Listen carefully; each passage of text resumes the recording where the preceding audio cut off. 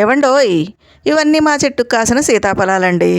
ఎలాంటి రసాయనిక ఎరువులు వాడకుండా సహజ సిద్ధంగా ఆర్గానిక్ పద్ధతిలో పండించినటువంటి మధుర ఫలాలండి ఇవి.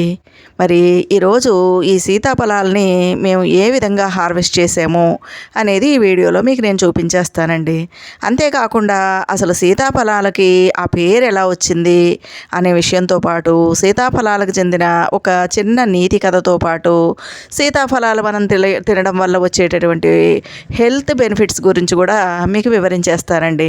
ఇంకెందుకు ఆలస్యం, మీరంతా నా ఛానల్కి వచ్చి ఓ లుక్ వేసి ఓ లైక్ వేసి వెళ్ళాలండోయ్. సీతాఫలాలు గబగబా తినేయడం కాదండోయ్, ఆ పండుగ ఆ పేరు ఎలా వచ్చిందో కూడా తెలుసుకోవాల్సిన బాధ్యత మనపై ఉందన్నమాట. అయితే రావణాసురుడు సీతమ్మ వారిని ఎత్తుకుపోయేటప్పుడు ఆవిడ ధారాపాతంగా ఏడవడం మొదలుపెట్టిందంటండి. ఆ సమయంలో సీతాదేవి కన్నీరు బొట్లు బొట్లుగా భూమి మీద పడడం వల్ల ఈ చెట్టు ఉద్భవించిందని, అందుకే ఈ సీతాఫలాలకి సీతాఫలం అని పేరు వచ్చిందని చెప్తారండి. ఇంకా ఓ జానపద కథలో ఏం చెప్పబడింది అంటే, వనవాస సమయంలో సీతమ్మవారు ఈ పండ్లను చాలా ఇష్టంగా తినేవారట. అందుకే ఆ పండ్లకు ఆ పేరు వచ్చిందని మరో కథ ప్రచారంలో ఉందండి. ఇంకా ఈ పండుకి చలువ చేసేటటువంటి స్వభావం ఉంది కాబట్టి, చల్లగా ఉండే శీతాకాలంలో ఈ ఫలాలు దొరుకుతాయి కాబట్టి వీటిని సీతాఫలం అంటారని మరో కథనం ఉందన్నమాట. పేరులో ఏముందండి, ఇది మనకు ఆరోగ్యాన్నిచ్చే పెన్నిధి అని చెప్పుకోవచ్చు. ఇకపోతే శ్రావణ మాసం వెళ్ళిపోయిందండి, భాద్రపద మాసం వచ్చేసింది.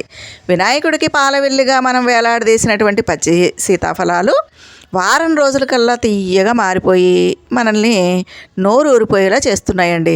మధుర ఫలం అన్న పేరు మామిడి తర్వాత సీతాఫలానికే ఇవ్వాలండోయ్. ఎందుకంటే ఈ రెండు మధుర ఫలాలే.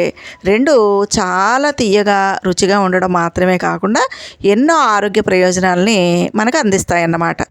డబ్బులు చెట్లకు కాస్తాయా, మనమే సంపాదించుకోవాలి కానీ అని అనడం మనం వింటూనే ఉంటాం.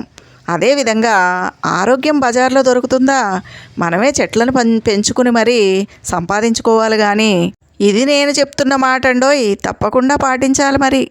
అందుకే మనం ఇలాంటి చెట్లను పెంచుకుని చక్కగా చెట్టుకు పండినటువంటి పండ్లను అలా కోసుకుని ఇలా తినేసి ఆరోగ్యాన్ని సంపాదించేసుకోవాలన్నమాట. నిజంగానే ఈ పండులో బోలెడు పోషకాలు ఉన్నాయండి. మనం వృద్ధాప్యం రాకుండా యవ్వనంగా కనిపించేందుకు, మన రోగ నిరోధక శక్తిని పెంచుకునేందుకు, క్యాన్సర్ల బారిన పడకుండా ఉండేందుకు, మన ఒత్తిడిని చిత్తు చేసేందుకు ఈ పండు ఎంతగానో సహాయపడుతుందండి. ఈ చీమలు చూడండి గోడపైకి ఎలా పాకుతున్నాయో. ఎందుకు అనుకుంటున్నారు? చెట్టు పైకి ఎక్కి డాబా పైకి ఎక్కి ఆ సీతాఫలాలను తినేందుకండి. ఒక పండు చెట్టు మించి రాలి కింద పడిపోయిందండి. దాన్ని నేను ఆ విధంగా అక్కడ పెట్టానన్నమాట. ఇంకా సేపట్లో బోల్డన్ని చీమలు వచ్చి చక్కగా భుజించేస్తాయండి. అంత తీయగా ఉంటాయండి సీతాఫలాలు. ఇకపోతే ఈ పండులో పుష్కలంగా సి విటమిన్ ఉంటుందండి. ఇంకా యాంటీ ఆక్సిడెంట్లు ఉంటాయి కాబట్టి మన చర్మం నున్నగా ఉంటుంది. తొందరగా వృద్ధాప్యం తొందరగా మనకు రాకుండా ఉంటుందండి. ఇంకా మన చర్మం యొక్క కండరాలు కూడా చాలా బిగుతుగా ఉండేలాగా ఈ పండు సహాయం చేస్తుందన్నమాట. ఇంకా ఇందులో B6 అనేటటువంటి విటమిన్ ఉంటుందండి. ఇది మూడ్ బూస్టర్గా ఉపయోగపడుతుందన్నమాట. ఎవరికైనా దిగులు, కుంగుబాటు, ఒత్తిడి, డిప్రెషన్ ఇలాంటివి ఉన్నాయనుకోండి, ఈ పండు కనుక ఒక్కటి మీరు తిన్నారంటే అవన్నీ కూడా దూరం అయిపోతాయండోయ్. ఇంకా ఈ పండులో పుష్కలంగా పొటాషియం, మెగ్నీషియం ఉన్నాయి కాబట్టి బీపీ కంట్రోల్లో ఉంటుందండి. ఒక్క కప్పు గుజ్జులో రోజువారీ తీసుకోవాల్సిన దాంట్లో 10% పొటాషియం, 6% మెగ్నీషియం ఉంటాయండి. ఇవి గుండె కవాటాలను వెడల్పు చేసేందుకు తోడ్పడతాయి. దీనివల్ల మనకి అధిక రక్తపోటు రాకుండా కాపాడుతుందన్నమాట. తద్వారా మన గుండె చక్కగా ఆరోగ్యంగా ఉంటుందండి. ఇందులో ఇంకా ఫైబర్ కూడా చాలా ఎక్కువ అండోయ్.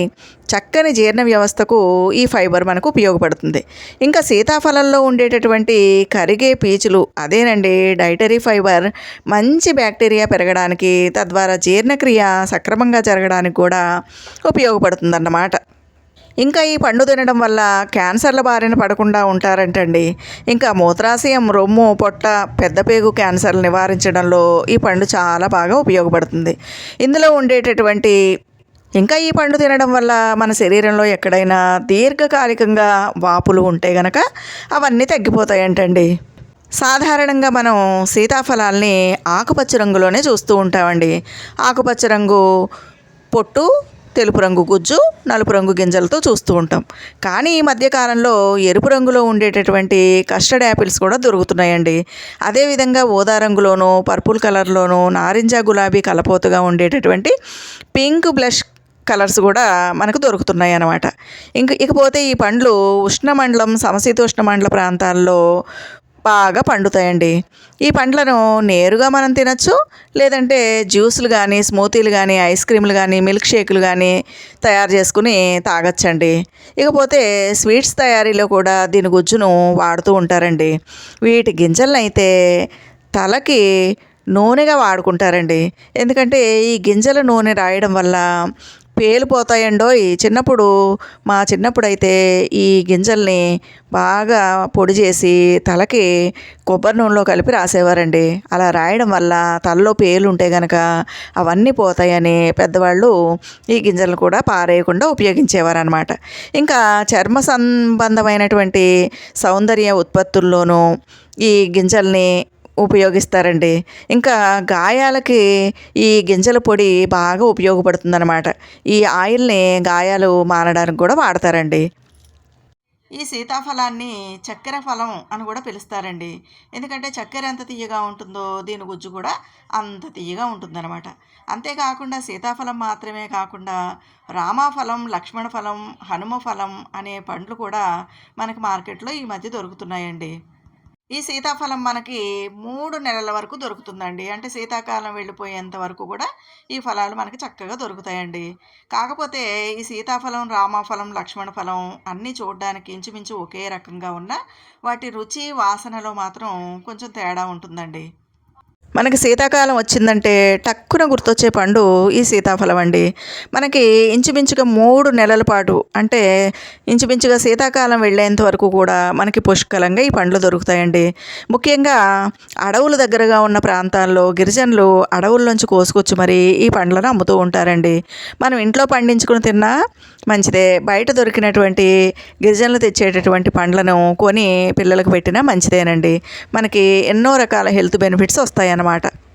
ఇకపోతే ఈ చెట్ల యొక్క ఆకులు, బెరడు, వేరు అన్నీ కూడా అనేక రకాల వ్యాధుల నివారణలో మనకు ఉపయోగపడతాయండి. ఇవి మనుషులకు మాత్రమే ఔషధాలు కాదండో, ఈ మొక్కలకు కూడా ఇవి పనికొస్తాయి అన్నమాట.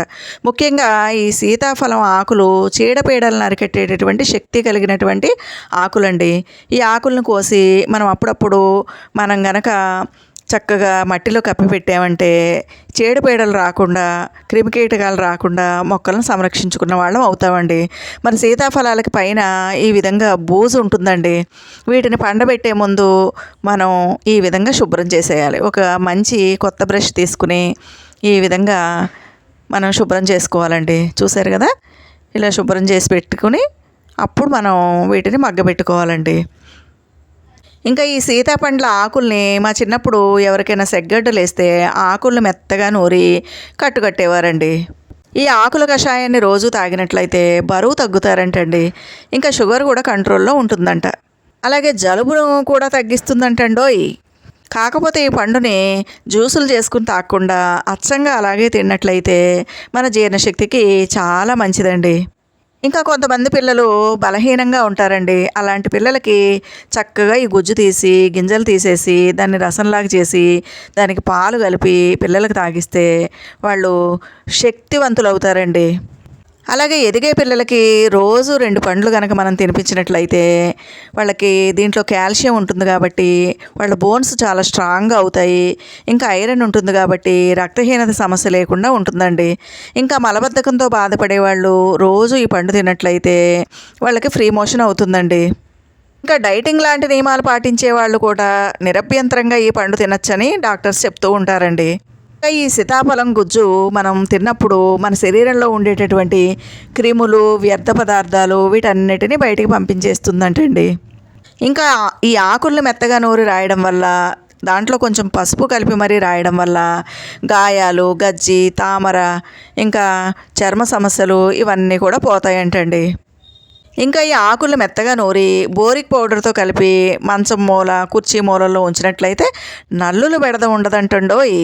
సీతాఫలాలంటే ఇష్టం కదా అని చాలామంది తెగ తినేస్తూ ఉంటారండి. కానీ ఎక్కువ తింటే మంచిది కాదండి. అతి సర్వత్ర వర్జయ్యేది అంటారు కదా. ఒకవేళ పొరపాటున సీతాఫలాలు మీరు కనుక కొంచెం ఎక్కువ తినేస్తే దానికి విరుగుడు కూడా ఉందండోయ్. ఒక అర చెంచా వాము తినేసి వేడి వేడి నీళ్లు తాగేస్తే వెంటనే అరిగిపోతాయంటండి. కాకపోతే ఈ సీతాఫలాన్ని ఖాళీ కడుపుతో తినకూడదు అని అంటారండి. భోంచేసాక తింటే చాలా మంచిదట. విన్నారు కదండి సీతాఫలాలు తింటే ఎన్ని ఉపయోగాలు. కాబట్టి ఇంట్లో ఉన్నటువంటి పిల్లలు పెద్దలు అందరూ కూడా ఈ సీజనల్ ఫ్రూట్ని తప్పకుండా తినాలండి. ఇకపోతే సీతాఫలానికి సంబంధించిన ఒక చిన్న కథ చెప్తాను అన్నాను కదా. అనగనగా ఒక ఊరుందండి. ఆ ఊర్లో గోదావరి గట్టు మీద ఒక రామాలయం ఉంటే ఆ రామాలయంలో ఒక సాధువు కూర్చుని ప్రతిరోజు ప్రవచనాలు చెప్తూ ఉండేవారనమాట. అలా ఓ రోజు ప్రవచనాలు చెప్తూ ఉండగా కొంతమంది జాలర్లు ఒక వ్యక్తిని మోసుకుని వచ్చారు. అతడు స్పృహ లేని స్థితిలో ఉన్నాడన్నమాట. అతని బట్టలన్నీ కూడా తడిచిపోయి ఉన్నాయి. ఆ తీసుకొచ్చినటువంటి జాలర్లు, అయ్యా స్వామీజీ, ఇతను నీళ్లల్లో పడి ఉంటే మేము తీసుకొచ్చాము అని చెప్తారు.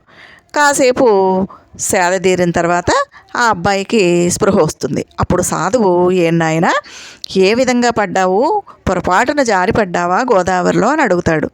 అడిగితే వెంటనే ఆ వ్యక్తి, లేదు మహాప్రభో, నాకు జీవితంలో అనేక సమస్యలు కష్టాలు ఉన్నాయి, వాటిని భరించలేక నేను ఆత్మహత్య చేసుకుందామని నదిలో దూకాను అని చెప్తాడు.